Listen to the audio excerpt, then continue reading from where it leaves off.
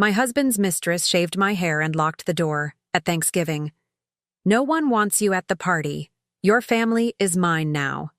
I stood in the rain, exposed and ashamed. A man was drenched, trying to protect a puppy. I gave him my umbrella, letting the rain hit my bald head. Minutes later, a convoy of limousines pulled up. The man stood up and said a sentence. I'm glad to have you here. Follow my story until the end and comment the city you're watching from, so I can see how far my story has reached.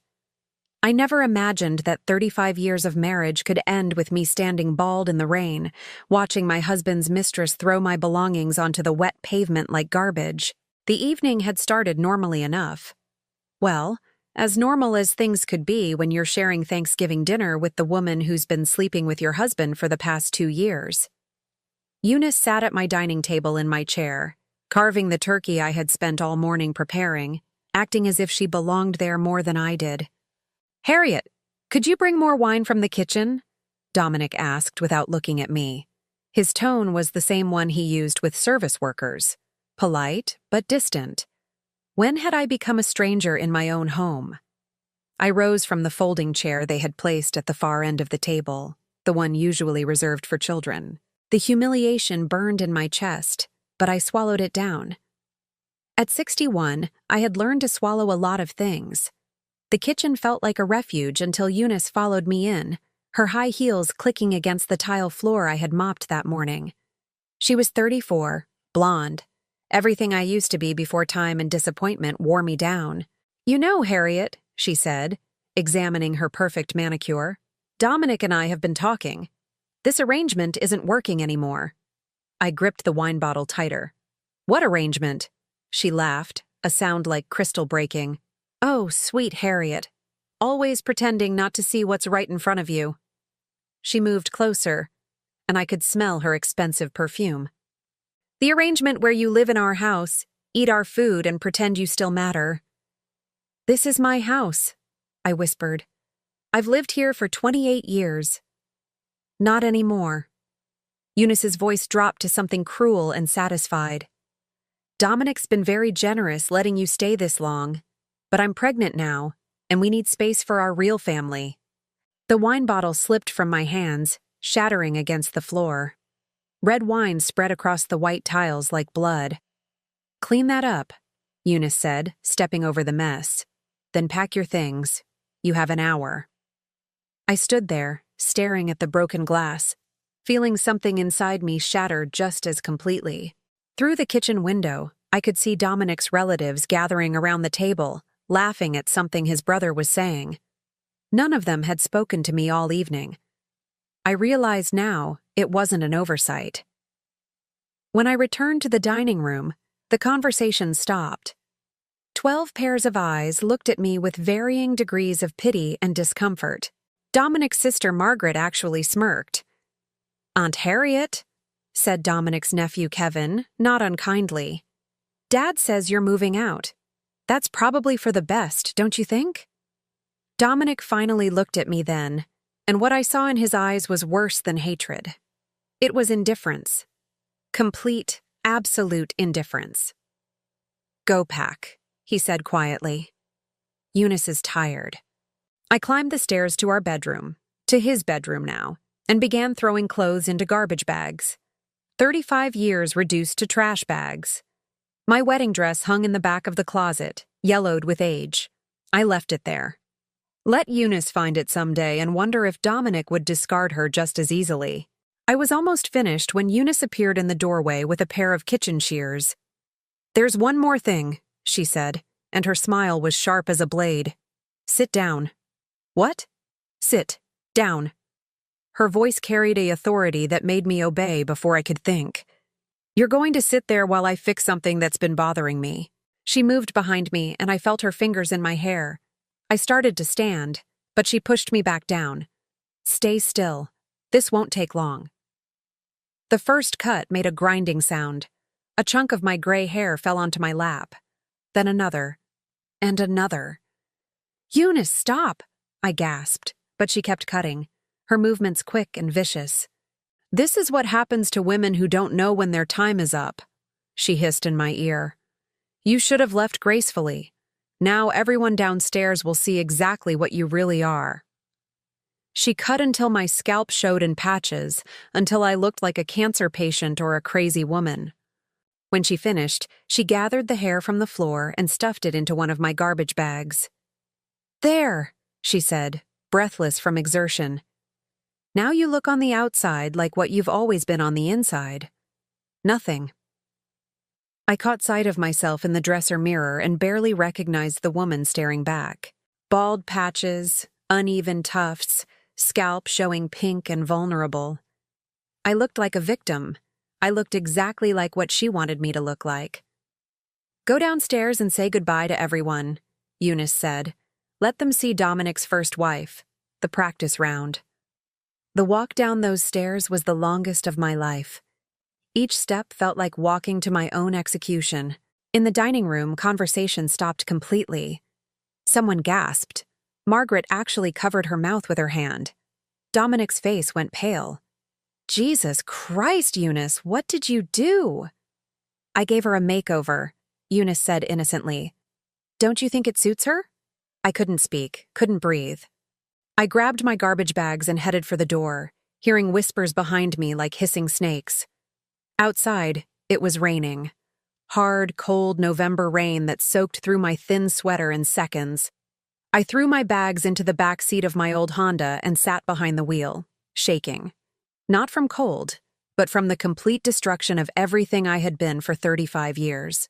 I drove aimlessly through the dark streets, rain drumming against the roof. I had nowhere to go. Our few friends had chosen sides long ago, and they hadn't chosen mine. My sister lived 3 states away, and we barely spoke. I had no money of my own.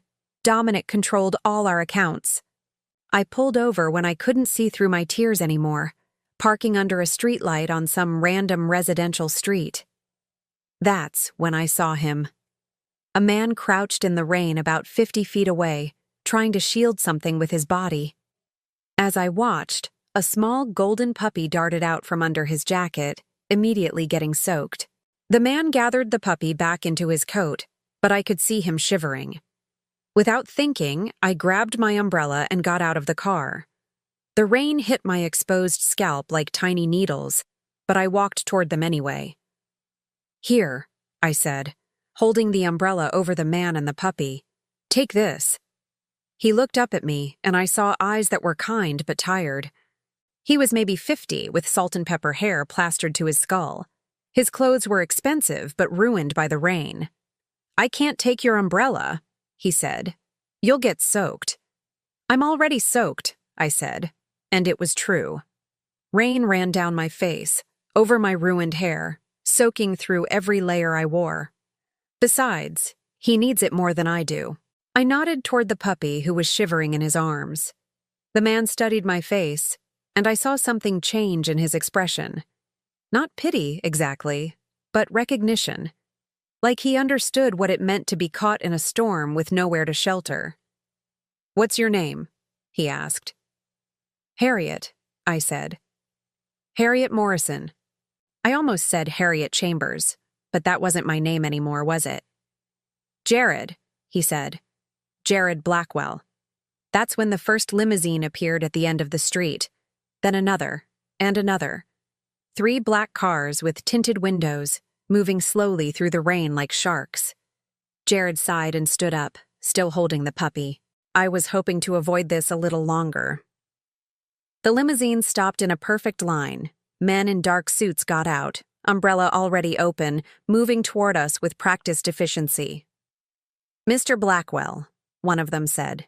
We've been looking for you, sir. Jared looked at me, and I saw something in his eyes that made my breath catch. Harriet Morrison, he said quietly. How would you like to learn something interesting about your father's business partners? I stared at him, rain running down my face, feeling like Alice tumbling down the rabbit hole. My father's been dead for 6 years. I know, Jared said, but his business arrangements are very much alive. And I think your husband has been keeping some very important secrets from you. The inside of Jared's limousine felt like stepping into another world. Soft leather seats, climate control that immediately warmed my chilled skin, and a silence so complete I could hear my own heartbeat. The puppy had fallen asleep in my lap, a small golden weight that somehow anchored me to reality. Jared sat across from me, no longer the rain-soaked stranger I'd helped on the street. His damp hair was combed back, and someone had given him a fresh suit jacket. The transformation was startling. "Where are we going?" I asked, my voice barely above a whisper. My hand unconsciously went to my ruined hair, trying to cover the worst of Eunice's handiwork. "Somewhere we can talk privately," Jared said, "and somewhere you can clean up if you'd like." He pressed a button, and a partition lowered. "Marcus, the Fairmont, please. The penthouse." The Fairmont. I knew that hotel. It was the most expensive place in the city. Dominic and I had eaten there once for our 10th anniversary, and he'd complained about the cost for weeks afterward. "I don't understand what's happening," I said. "Who are you really?" Jared leaned forward, his expression serious. "My name is Jared Blackwell. I own Blackwell Industries." He paused, watching my face. "We manufacture medical equipment. We also have significant real estate holdings and investment portfolios." The name meant nothing to me, but the way he said it suggested it should. "And what does that have to do with my father?" "Your father, William Morrison, was one of my business partners from 1985 until his death. We had several joint ventures, including some property investments that should have passed to you upon his death." I stared at him. "That's impossible. My father was an accountant. He worked for the county. He didn't have business partners or property investments." "That's what he told you," Jared said gently. "But William was much more than a county accountant. He was also a very shrewd investor. We started small, buying distressed properties, fixing them up, selling them for profit. Over the years, our partnership grew considerably." The limousine stopped in front of the Fairmont. Through the tinted windows, I could see uniformed doormen waiting. This was really happening. "Why didn't he tell me?" I asked. "Why didn't I know about any of this?" Jared's expression darkened. "Because someone has been intercepting the communications about your inheritance for the past 6 years. Someone has been making sure you never learned the truth about what your father left you." 20 minutes later, I sat in a marble bathroom the size of my kitchen, staring at my reflection while a hairdresser named Antoine worked to salvage what Eunice had destroyed. The penthouse suite was larger than most houses, with floor-to-ceiling windows overlooking the city. "We can work with this," Antoine murmured, his French accent thick with concentration. "A very short pixie cut, very chic. You will look magnificent, madame." I closed my eyes and let him work, trying to process everything Jared had told me. My father, a secret businessman, inheritance I'd never known about, someone intercepting communications. It felt like a dream, or maybe a nightmare I couldn't wake up from. When Antoine finished, I barely recognized myself. The brutal hack job was gone, replaced by a sleek, sophisticated cut that somehow made me look younger, stronger. "Beautiful," Antoine declared. "You look like a woman who owns the world." If only that were true. I found Jared in the suite's living room, standing by the windows with his phone pressed to his ear. The puppy was curled up on an expensive-looking sofa, fast asleep. "Yes, I want everything from 1985 forward," he was saying. "Every document, every correspondence, every bank record." He noticed me and gestured for me to sit. "And Marcus? Be discreet. We don't want to alert anyone that we're investigating." He hung up and turned to face me. "You look better." "I feel like I'm losing my mind," I said honestly. "This morning I was making turkey for my husband's family. Tonight I'm sitting in a penthouse learning that my father was some kind of secret businessman. None of this makes sense." Jared sat across from me, his expression sympathetic. "I know it's a lot to absorb. Let me start with what I can prove right now." He opened a leather portfolio and spread several documents across the coffee table. "These are property deeds, all jointly owned by your father and my company. I looked at the papers, recognizing my father's signature on several of them. Addresses I'd never heard of, property values that made my head spin. This one, Jared pointed to a deed dated 2016, is a commercial building downtown. Current value, approximately $400,000. This one is a duplex in the suburbs, worth about $250,000. And this, he pointed to another document, is a small office complex. $750,000, conservatively. I felt dizzy. These were my father's. Half his, half mine. According to our partnership agreement, his share should have transferred to you upon his death. You should own half interest in properties worth approximately $1.4 million. But I never received anything, I said weakly. No one ever contacted me about any inheritance except the $25,000 from his life insurance. That's because someone has been intercepting all legal communications intended for you. Jared's voice was quiet, but I heard the anger underneath. Someone with access to your mail, your personal information, someone close enough to forge your signature if necessary. The implication hit me like a physical blow. Dominic. When did you give him power of attorney over your affairs? I thought back, my memory hazy. About 8 years ago when I had that surgery, gallbladder removal. He said it would make things easier if he could handle the paperwork while I recovered. And you never revoked it? I realized I didn't know. I never thought about it.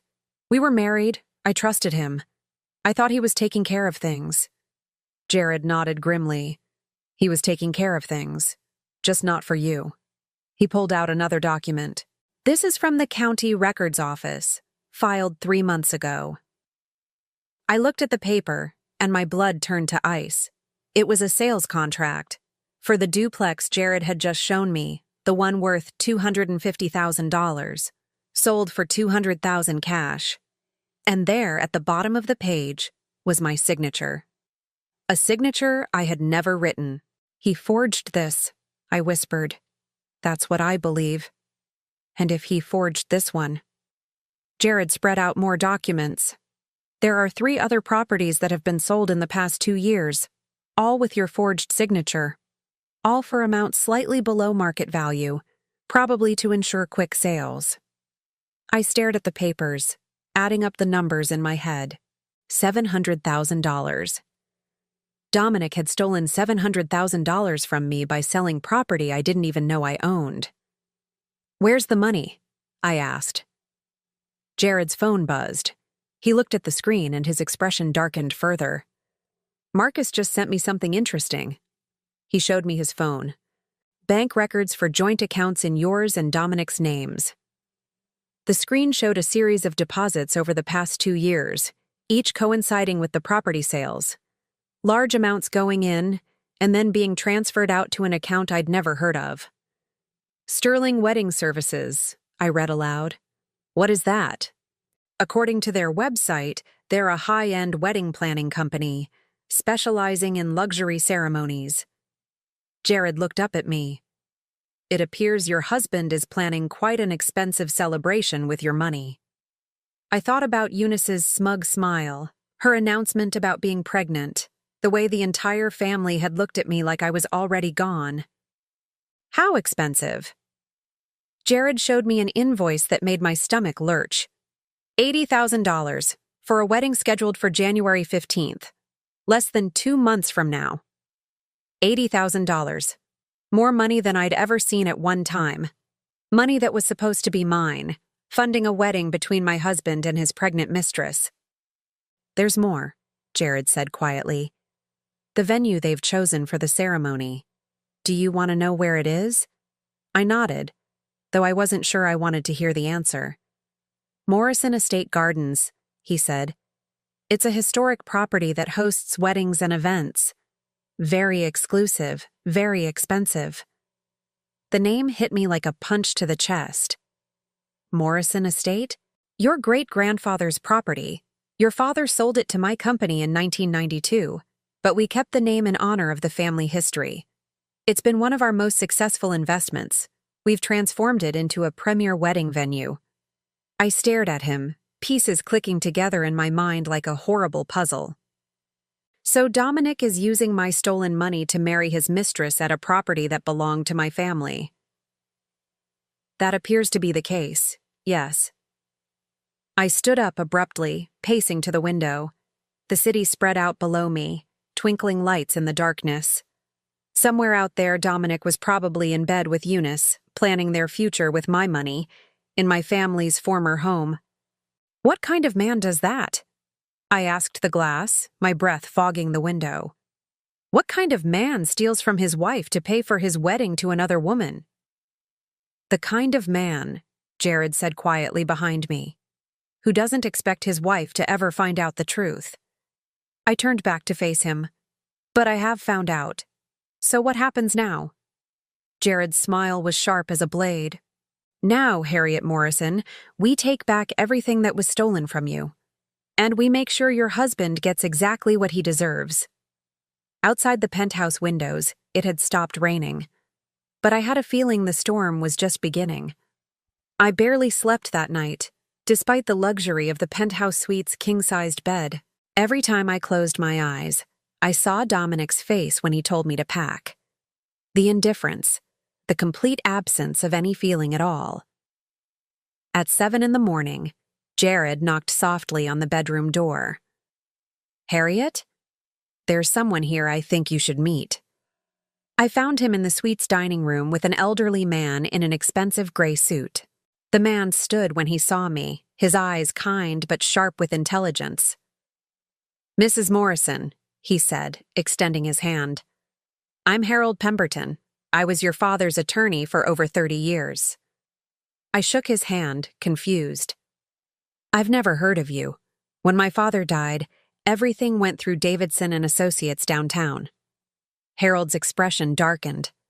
That's because someone made sure you never received my communications. I've been trying to reach you for 6 years, Mrs. Morrison. Ever since your father's death. He opened a briefcase and pulled out a thick file. Your father came to see me 6 months before he passed away. He was concerned about your marriage, specifically about your husband's attitude toward money and control. I sat down heavily. What do you mean? Your father noticed things, Harold said gently. The way your husband handled your finances. The way he discouraged you from maintaining friendships, from pursuing interests of your own. William was worried about what would happen to you if he wasn't there to watch over things. Jared poured coffee from a silver service, his movements careful and precise. Harold, why don't you tell Harriet about the trust? Trust? I looked between them. What trust? Harold opened the file and pulled out several legal documents. Your father established a trust 6 months before his death. A trust that owns his share of all business ventures with Mr. Blackwell here, plus several additional investments you're unaware of. I stared at the documents, my father's familiar signature at the bottom of each page. I don't understand.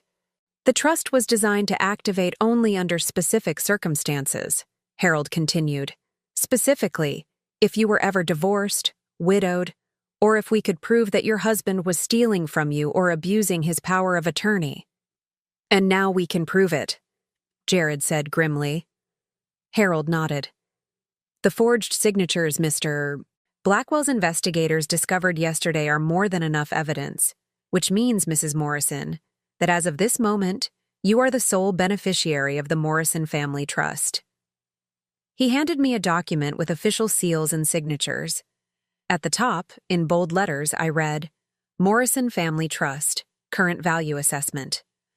The number at the bottom made my hands shake. $2,800,000. This can't be right, I whispered. It's conservative, Jared said. We had the properties appraised last month. The commercial real estate alone is worth more than $2 million. Add the investment portfolio your father built over 20 years, plus the cash reserves, and you're looking at close to $3 million. I set the document down with trembling hands. My father was worth $3 million. Your father was very good at what he did, Harold said. He started with a small inheritance from his own father and turned it into substantial wealth through careful investments and his partnership with Mr. Blackwell. But he lived so modestly, I said. He drove an old car, lived in that little house. Because he was saving everything for you, Jared said quietly. Everything he built was meant to ensure you'd never have to depend on anyone else for security. Harold pulled out another document. There's more, Mrs. Morrison. The trust doesn't just contain money and real estate. It also holds a 49% stake in Blackwell Industries itself. I looked at Jared in shock. You mean? You're my business partner, he said with a slight smile. You have been for 6 years. You just didn't know it. And as my partner, you're entitled to a seat on the board of directors and a share of all profits. How much profit? I asked weakly. Last year alone, your share would have been approximately $420,000. I had to grip the edge of the table to keep from falling over. $420,000 in 1 year. While I was clipping coupons and wearing the same winter coat for 8 years, I was entitled to nearly $500,000 annually. Where has that money been going? I asked. Into a separate account, Harold said. Drawing interest, waiting for you. All of it, every penny from the past 6 years. I did quick math in my head and felt sick. That's over $2 million just in profit sharing. $2.3 million, to be exact, Jared confirmed, plus interest. I stood up abruptly and walked to the window, looking down at the city below. Somewhere down there, Dominic was probably having breakfast with Eunice, planning their wedding with my stolen money, thinking I was broken and defeated. He never knew, I said suddenly. Dominic never knew about any of this. No, Harold confirmed. Your father specifically instructed that the trust remain secret until it was activated. He was afraid that if your husband learned about it, he might try to manipulate you into signing it over to him. Smart man, Jared said. Seems like he knew his son-in-law better than his daughter did. I turned back to them.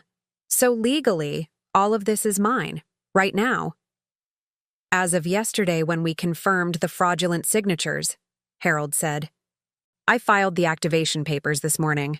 You are now officially one of the wealthiest women in the state. The reality of it was overwhelming. Yesterday morning, I was an abandoned wife with no money and nowhere to go. Today, I was worth over $5 million. There's something else, Jared said carefully. Something I think you should know about the Morrison estate gardens. I sat back down, sensing another revelation coming.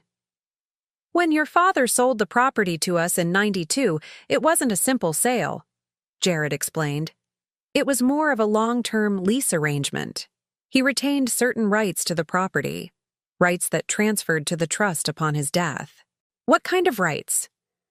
The right to reclaim the property under specific circumstances, Harold said, including if it could be proven that the sale proceeds were being misused by his heirs.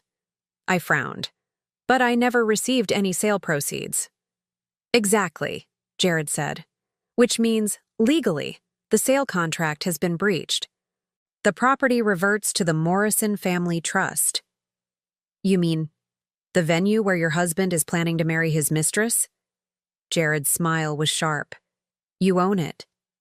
The implications hit me like a tidal wave. Not only did Dominic steal my money to pay for his wedding, but he was planning to hold it at a property that legally belonged to me. Can we stop the wedding? I asked. Better than that, Harold said. We can let it proceed exactly as planned. I looked at him in confusion. Think about it, Jared explained. Your husband has invited everyone he knows to witness his marriage to Eunice.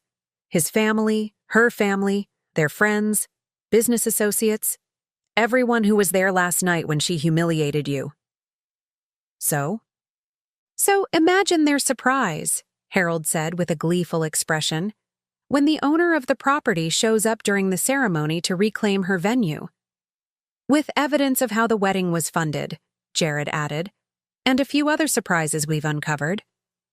What other surprises? Jared and Harold exchanged a look. Tell me, Harriet, Jared said carefully. How much do you really know about Eunice? Nothing, really. She's 34.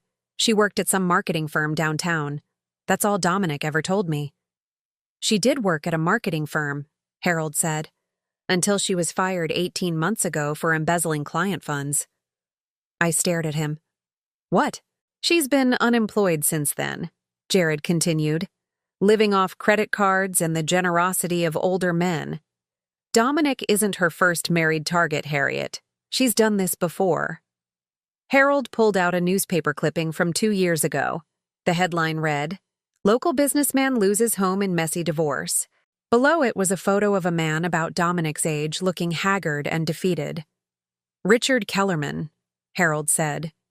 Eunice was his girlfriend for 8 months. By the time she was done with him, he'd lost his house, his business, and his children wouldn't speak to him. She's a professional, Jared said bluntly. She targets married men with assets, gets them to leave their wives, then bleeds them dry. The pregnancy is probably fake, too. I felt a strange mixture of vindication and disgust. How do you know all this? Because when someone tries to con my business partner, Jared said, I take it personally. I've had investigators watching Eunice for the past month. We have evidence of everything, Harold added. Her employment history, her previous marks, even medical records showing she can't actually get pregnant due to a procedure she had 5 years ago. I sank back in my chair, overwhelmed. So, Dominic is being played just as much as I was. The difference, Jared said, is that Dominic chose to betray you. Eunice is just giving him what he deserves. What happens now? I asked. Harold began gathering his documents. Now we let them proceed with their plans. Let them spend your stolen money on their fake wedding at your property. Let them invite everyone they know to witness their triumph. And then? Jared's smile was cold as winter. Then we show up and take back everything that belongs to you. In front of everyone who ever doubted you, everyone who turned their backs on you last night. But first, Harold said, we need to make sure they can't run when the truth comes out. Can't hide assets or disappear. How do we do that? By letting them think they've won, Jared said, right up until the moment we destroy them. I looked out the window again, but this time the view looked different. The city below wasn't just a place I was looking at anymore.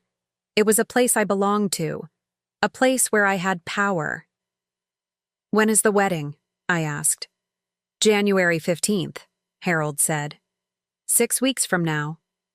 Good, I said, surprised by the steadiness of my own voice. That gives us plenty of time to prepare. As I spoke the words, I realized something had changed in me overnight. The broken woman who had stood in the rain with her hair hacked off was gone. In her place was someone harder, someone who understood exactly what needed to be done. Dominic and Eunice thought they had won.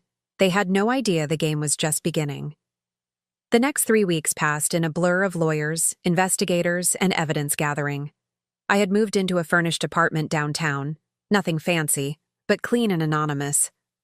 Jared thought it was better if I stayed out of sight while we built our case. Every morning, I woke up expecting to feel guilty about what we were planning. Instead, I felt more alive than I had in years.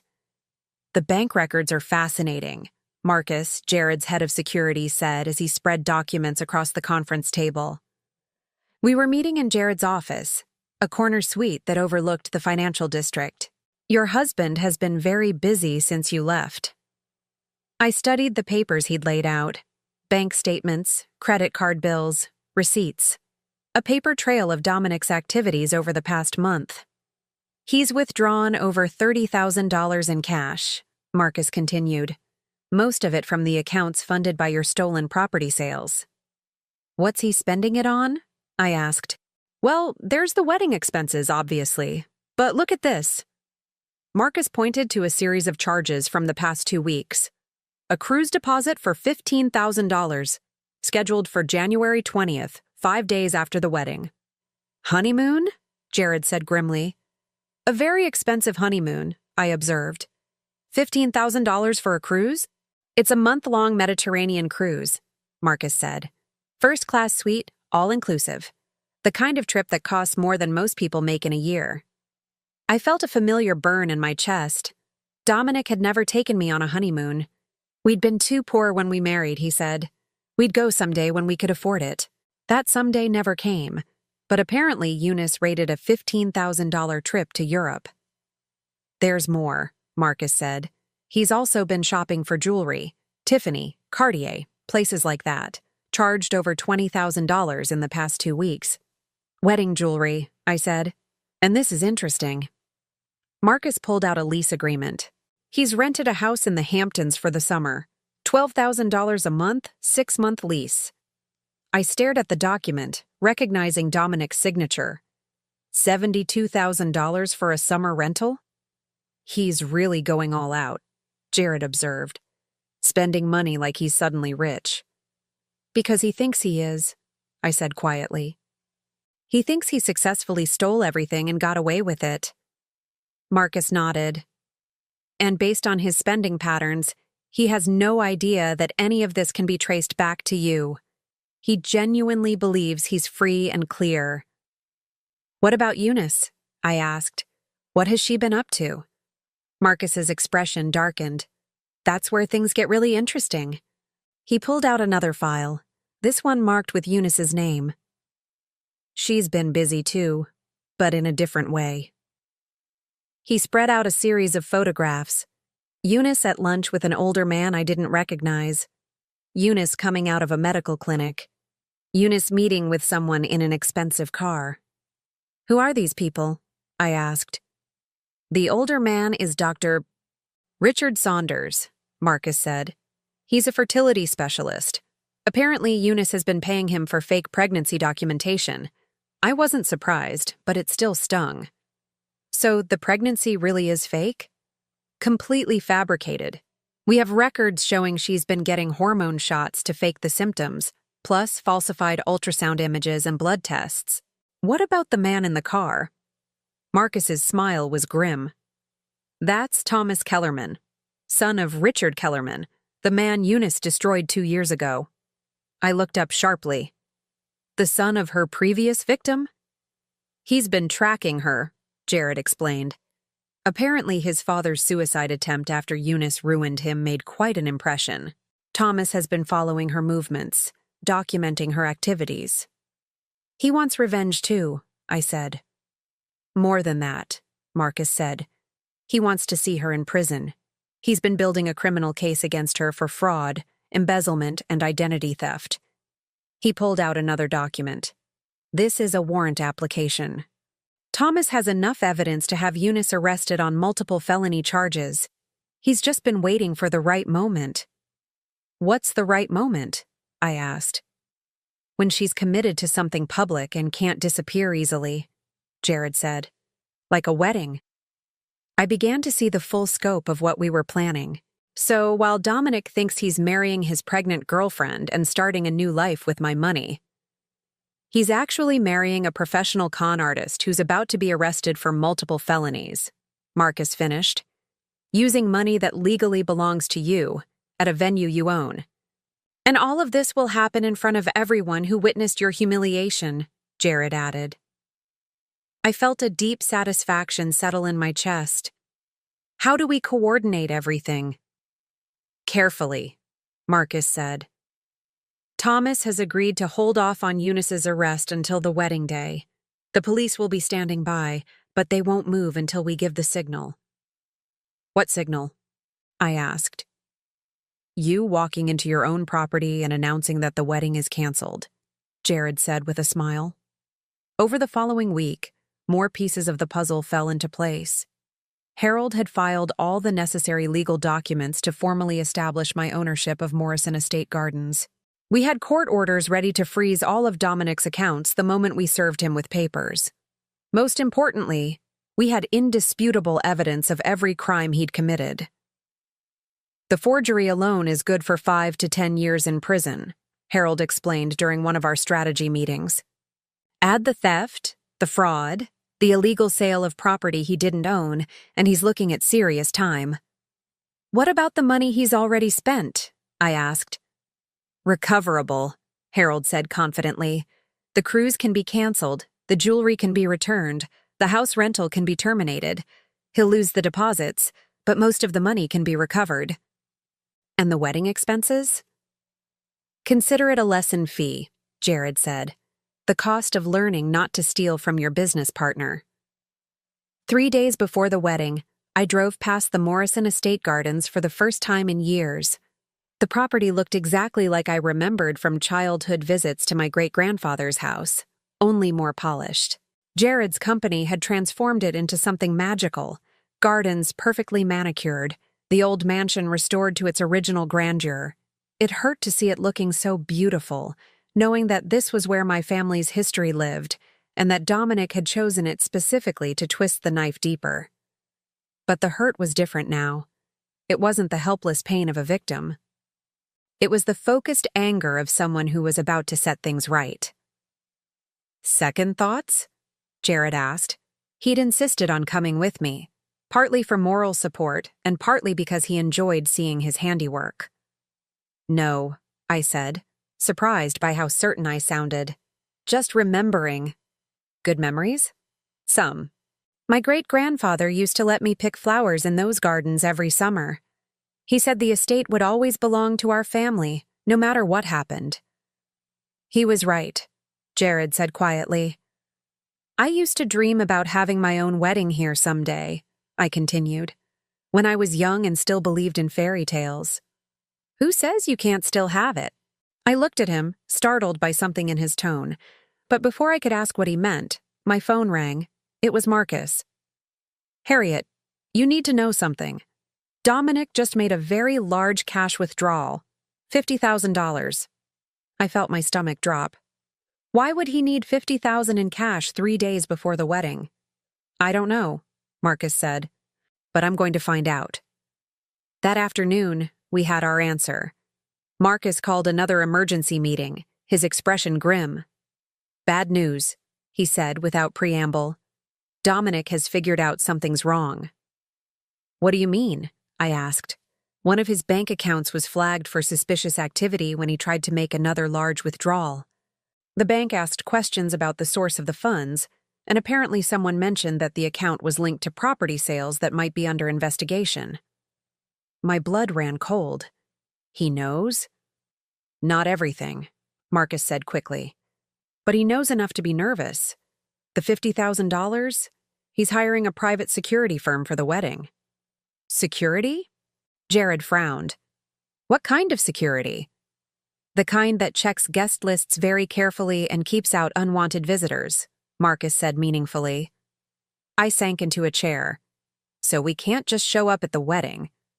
We can, Marcus said, but it won't be as simple as walking in the front door. What do you recommend? Jared asked. Marcus smiled, and for the first time all day, he looked pleased. I recommend we give them exactly what they're expecting, just not in the way they expect it. Meaning? Meaning we let them think they've kept you out, Marcus said. Right up until the moment you appear where they least expect you. I looked between Marcus and Jared, seeing something in their expressions that told me they had a plan. What are you thinking? The ceremony is scheduled to start at 4 o'clock, Marcus said. Traditional format. Guests arrive, take their seats, bride and groom exchange vows. Right. What if the ceremony proceeded exactly as planned? Marcus continued. Right up until the minister asks if anyone objects to the union. Understanding dawned on me slowly. You want me to wait until then? I want you to wait until the exact moment when Dominic thinks he's won, Jared said. When everyone is watching, when the cameras are rolling, when there's no way for him to escape or cover up what's about to happen. And then? Marcus's smile was sharp as a blade. Then you stand up and explain to everyone present exactly who really owns the property they're standing on and how the wedding was paid for. The plan was perfect. Cruel, public, and absolutely perfect. What about Eunice's arrest? I asked. Police will be positioned outside, Marcus said. The moment she tries to leave after your announcement, they'll take her into custody. And Dominic? We'll have some very awkward explaining to do to his guests, Jared said, assuming he doesn't try to run first. I thought about it for a long moment. In 3 days, I would walk into a room full of people who had witnessed my humiliation and show them exactly who I really was. I would reclaim everything that had been stolen from me, in front of everyone who thought I was weak and broken. There's one thing, I said finally. What? Marcus asked. I don't want to sit in the back and wait for the objection moment, I said. I want to walk down the aisle. Jared raised an eyebrow. During the ceremony? Right when the bride is supposed to make her entrance, I said. I want to walk through those doors at the exact moment everyone expects to see Eunice, and I want to take back what's mine. The room was quiet for a moment. Then Marcus started to laugh. Harriet Morrison, he said, I think you're going to enjoy this more than any of us expected. January 15th dawned crisp and clear, the kind of winter day that makes everything look sharp and clean. I stood in front of the mirror in my hotel room, adjusting the emerald green dress I'd chosen for the occasion. It was elegant, expensive, and nothing like the dowdy clothes I'd worn during my marriage. The woman looking back at me was a stranger. My short hair had grown out into a sophisticated style that framed my face perfectly. I'd lost weight from stress, but it made me look younger, stronger. Most importantly, my eyes held something they hadn't contained in decades: power. You ready for this? Jared asked from the sitting area of our adjoining suite. He was dressed in a charcoal gray suit that probably cost more than Dominic made in a month. I've been ready for this my whole life, I said, surprising myself with how true it felt. My phone buzzed with a text from Marcus. Security team in position. Dominic has 12 guards posted around the property. Police are standing by 1 block away. Thomas Kellerman is in position with arrest warrant. All systems go. I looked at myself one more time in the mirror. 6 weeks ago, I had been a broken woman standing bald in the rain with nowhere to go. Today, I was about to reclaim everything that had ever been taken from me. Let's go, I said. The Morrison estate gardens looked like something from a fairy tale. Thousands of white roses covered every surface, crystal chandeliers hung from the branches of ancient oak trees, and silk draping transformed the outdoor space into an elegant cathedral. It was beautiful, expensive, and paid for entirely with my stolen money. Marcus met us at the service entrance, dressed like one of the catering staff. Showtime, he said quietly. Guests started arriving an hour ago. Everyone's here. Dominic's family, Eunice's friends, business associates, all the people who watched you get humiliated at Thanksgiving. What's the mood like? I asked. Celebratory, Marcus said with a grim smile. Lots of talk about how much better Dominic looks, how happy he seems, how lucky he is to have found true love. Where's Eunice? Getting ready in the bridal suite. She's wearing a dress that cost $8,000, charged to one of the accounts funded by your property sales. I felt that familiar burn in my chest. $8,000 for a wedding dress. I'd been married in a $50 dress from a discount store because that was all we could afford. Or rather, all Dominic claimed we could afford while he was hiding millions from me. What about Dominic? Jared asked. Nervous, Marcus said. He keeps checking his phone and looking around like he's expecting trouble. But he's going through with it. Ceremony starts in 20 minutes. We made our way through the service corridors of the estate, past bustling caterers and nervous wedding planners. I could hear music drifting from the ceremony space, classical pieces played by a string quartet. Another expensive touch paid for with my money. Remember, Marcus said as we reached our position near the bridal preparation area, you wait for my signal. The minister will call for the bride, the music will start, and that's when you make your entrance. What about the security? I asked. They're all watching the guest entrances in the perimeter. No one expects trouble to come from inside the building. I nodded, checking my purse one more time. Inside were copies of all the legal documents we'd gathered. Proof of ownership, evidence of fraud, bank records showing every stolen dollar. Everything I needed to destroy Dominic's new life in front of everyone who mattered to him.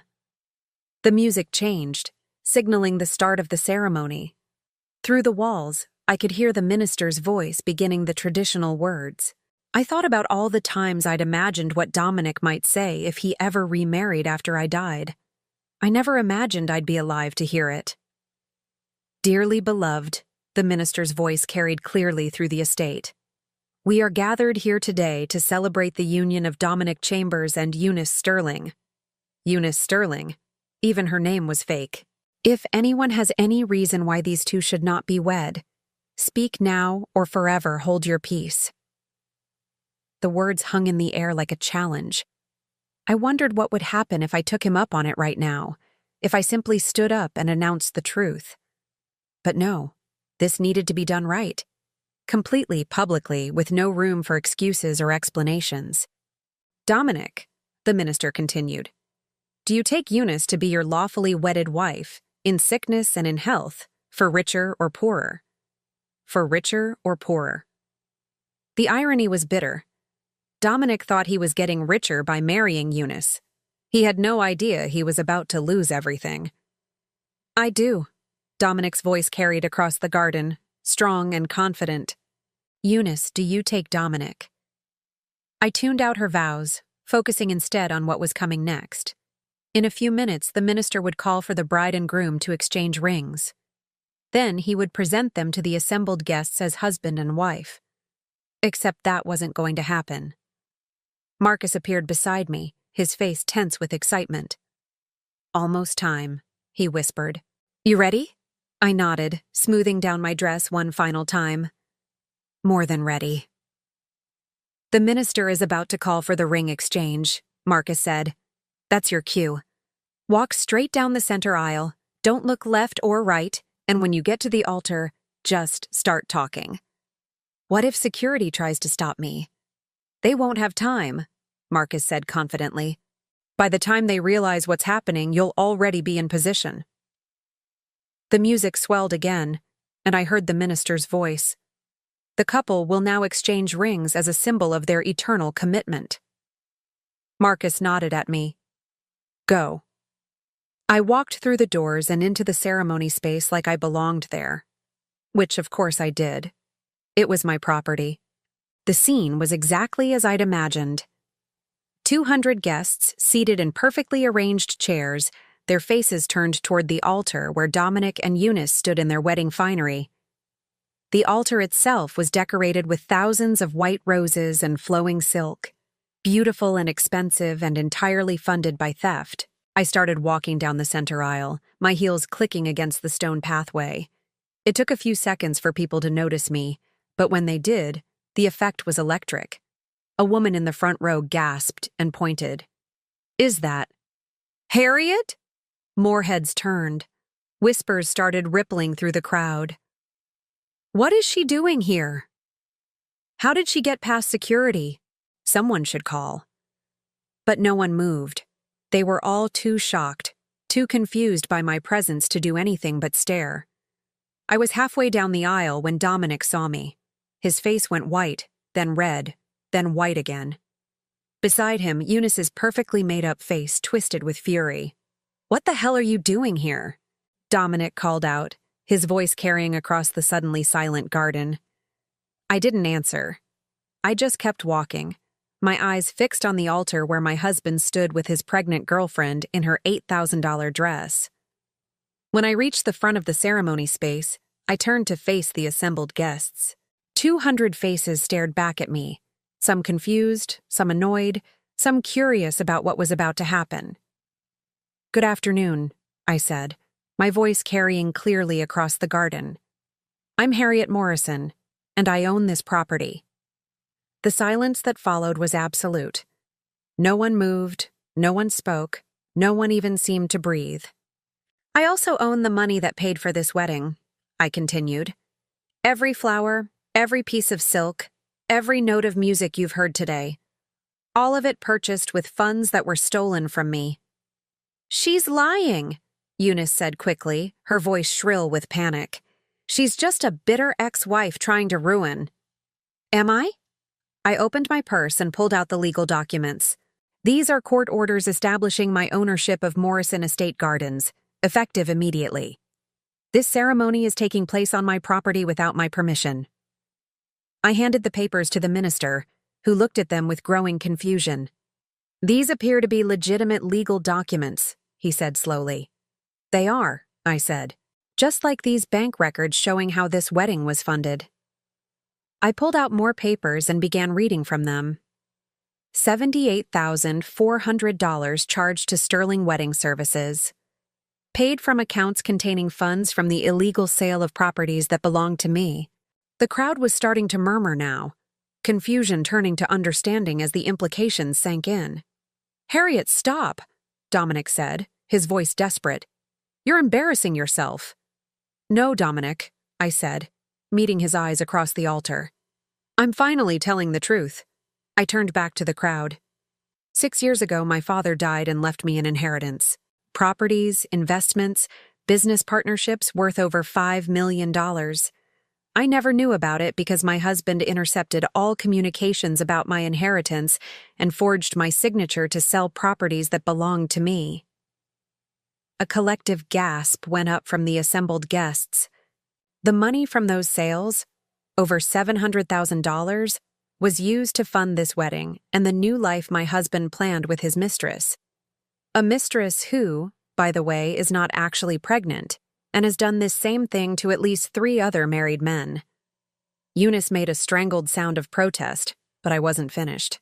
"The venue you're sitting in was owned by my great-grandfather and sold to Blackwell Industries with the provision that it could be reclaimed by his heirs under certain circumstances. Those circumstances have been met." I pulled out my phone and pressed a number I had pre-dialed. "Marcus, we're ready." Within seconds, security personnel appeared from several directions. But these weren't Dominic's hired guards. These were professionals working for me.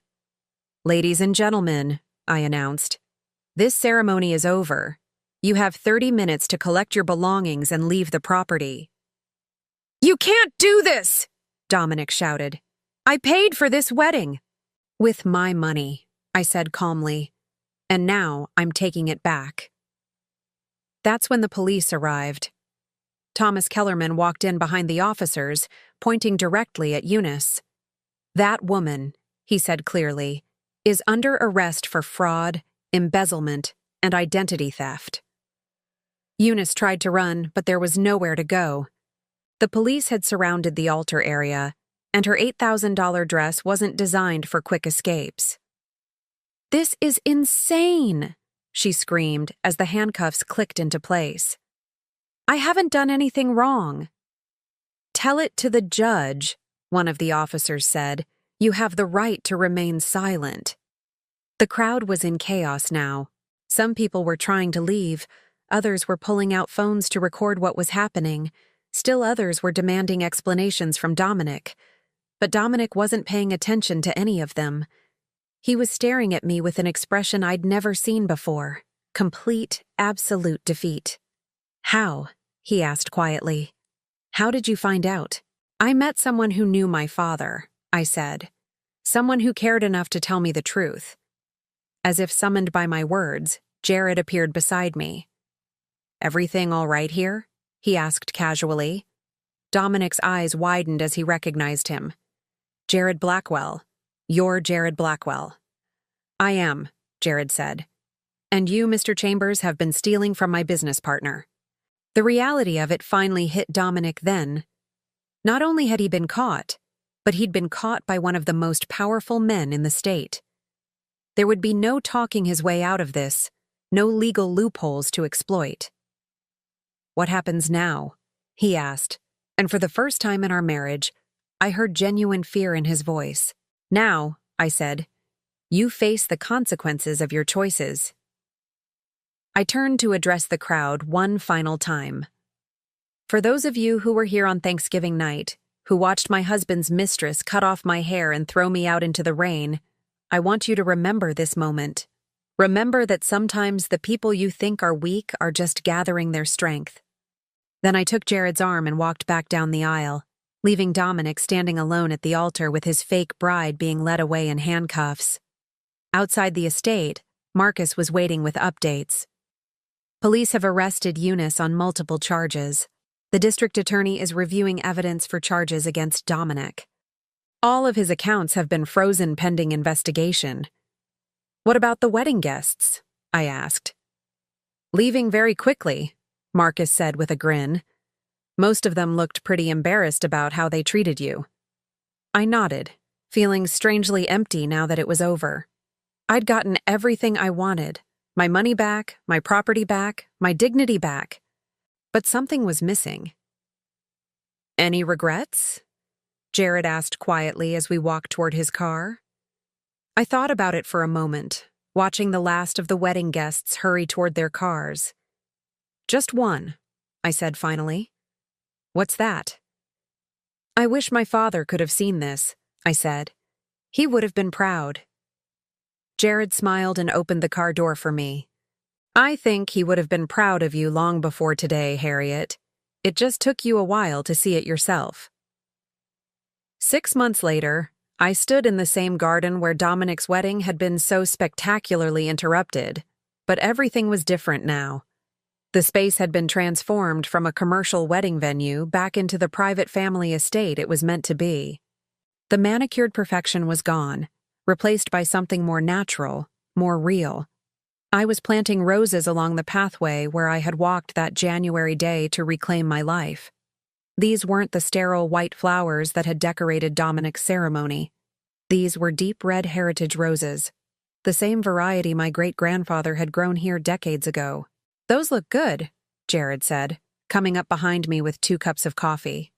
He'd taken to spending his weekends here, helping me restore the property to what it had been before his company bought it. They should bloom by late summer, I said, accepting the coffee gratefully. My great-grandfather always said these roses were the heart of the estate. Smart man, Jared said, though I suspect the heart of this place is actually its owner. I smiled, feeling the warmth of both the coffee and the compliment. Flatterer. Truth-teller, he corrected. There's a difference. We sat on the stone bench that overlooked the main garden, comfortable in the kind of silence that only comes with time and trust. In the distance, workmen were restoring the fountain that had been my favorite spot as a child. Soon water would flow here again, the way it had when this place was truly home to the Morrison family. Any word from Harold about the final settlement? Jared asked. Signed and sealed yesterday, I said. Dominic pled guilty to all charges, 18 months in prison, full restitution of stolen funds plus damages. And Eunice? 3 years, I said with satisfaction. Apparently the prosecutor found evidence of 2 other men she'd defrauded. Thomas Kellerman was very helpful with that. Jared nodded. Justice served. Better than that, I said. Closure. It had taken months to untangle everything Dominic had done. The forged signatures, the illegal property sales, the manipulation of bank accounts. It was more extensive than we'd initially realized. But Harold and his team had tracked down every penny, every crime, every lie.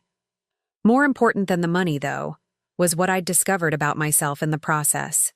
Somewhere along the way, I'd stopped being a victim and become someone I actually liked. Someone strong, independent, capable of building her own life. You know what I realized yesterday? I said, watching a cardinal land on the fountain edge. What's that? I don't hate him anymore. Dominic, I mean. I don't hate any of them. Jared raised an eyebrow. After everything they put you through? That's just it, I said. They didn't put me through anything. They revealed who I really was underneath all those years of trying to be what they wanted me to be. I stood up and walked to the fountain, running my fingers through the water. When Eunice cut off my hair that night, she thought she was destroying me. But she was actually freeing me from the last thing that tied me to a life I never really wanted. And now? I gestured around the restored garden, at the house that was slowly becoming home again, at the life I was building entirely on my own terms. Now I have everything I ever really wanted. It just took me 61 years to figure out what that was. My phone buzzed with a message. I glanced at it and smiled. Margaret wants to have lunch next week. Dominic's sister? Former sister-in-law, I corrected. She's been calling every few weeks since the trial ended. Apparently, she feels terrible about how the family treated me. Are you going to see her? I considered it. The old me would have said yes immediately, eager to forgive and forget, desperate to maintain any connection to the family that had rejected me. The new me had different priorities. Maybe, I said finally, if I feel like it, if I have time. Jared smiled. I like this version of you. This version of me likes herself, I said. That's what makes all the difference. We walked back toward the house, past the garden beds I'd been working on all spring.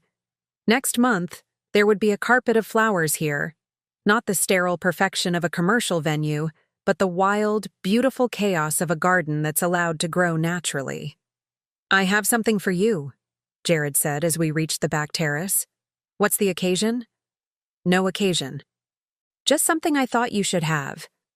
He handed me a small velvet box. Inside was a key, old brass, worn smooth with age. It's the original key to this house, he explained. Your great-grandfather gave it to my grandfather when they first became business partners. It's been in our company safe ever since. I held the key up to the light, seeing the Morrison family crest engraved in the brass. How long have you been planning to give this to me? Since the day I met you in the rain, he said honestly. I knew this place needed to come home. I walked to the back door and slid the key into the lock. It turned smoothly, as if it had been waiting all these years to work again. Perfect fit, I said. Things usually are when they belong together, Jared said quietly. There was something in his tone that made me look at him more carefully. Jared. I know it's complicated, he said quickly. I know you're just starting to figure out who you are outside of marriage, outside of being responsible for other people's happiness. I'm not trying to complicate that. Then what are you trying to do? He was quiet for a long moment, looking out over the gardens we'd been working on together for months. I'm trying to tell you that I've fallen in love with the woman who gave a stranger her umbrella in the rain. The woman who had the courage to walk into that wedding and take back everything that belonged to her. My heart did something complicated in my chest. Jared. I'm not asking you to marry me, he said. I'm not asking you to change your life or give up your independence or be anyone other than exactly who you are right now. What are you asking? He smiled, and I saw something in his eyes that I'd never seen in Dominic's during all our years together. Respect. Genuine, uncomplicated respect. I'm asking if you'd like some company while you figure out what comes next, he said. Someone to plant roses with, someone to drink coffee with in the mornings, someone who thinks watching you become yourself has been the most beautiful thing he's ever seen. I stood there holding the key to my family's home, looking at a man who wanted to be part of my life without trying to control it or change it, or make it about his needs instead of mine. You know, I said finally, I spent 35 years trying to be the woman Dominic wanted me to be. I never once asked myself what I wanted. And now? Now I want to find out what it feels like to be chosen by someone who actually sees me, I said. Not who they think I should be or who they want me to become, but who I actually am. Is that a yes? He asked, hope clear in his voice. That's a, let's see what happens, I said. But yes, I'd like the company. He kissed me then, softly, carefully, like someone who understood that trust was something to be earned rather than expected. When we broke apart, I realized I was crying. Happy tears? He asked, concerned. Free tears, I said. I'm finally free. That evening, as the sun set over the Morrison estate gardens, I sat on my front porch with a glass of wine and my phone. There were dozens of missed calls and unread messages, people who had heard about the trial, relatives who suddenly wanted to reconnect, former friends who were curious about my new circumstances. I deleted them all without reading them. Instead, I opened a new message and typed, "This is my new number. I won't be responding to calls or messages about my past, my ex-husband, or my financial situation. If you're someone who genuinely cares about me as a person and wants to be part of my future, you're welcome to reach out. Otherwise, please respect my privacy and my fresh start." I sent the message to everyone in my contact list, then immediately blocked most of the numbers. The people who mattered, the few real friends I'd maintained over the years, my sister in Colorado, Harold and his team, they could reach me. Everyone else was part of a life I'd left behind. My phone buzzed almost immediately. A message from my sister, Rachel. "I'm proud of you, Harriet. It took courage to do what you did. Can't wait to visit the estate next month." Another message, this one from Harold. "Enjoy your freedom. You've earned it." And one more, from a number I didn't recognize.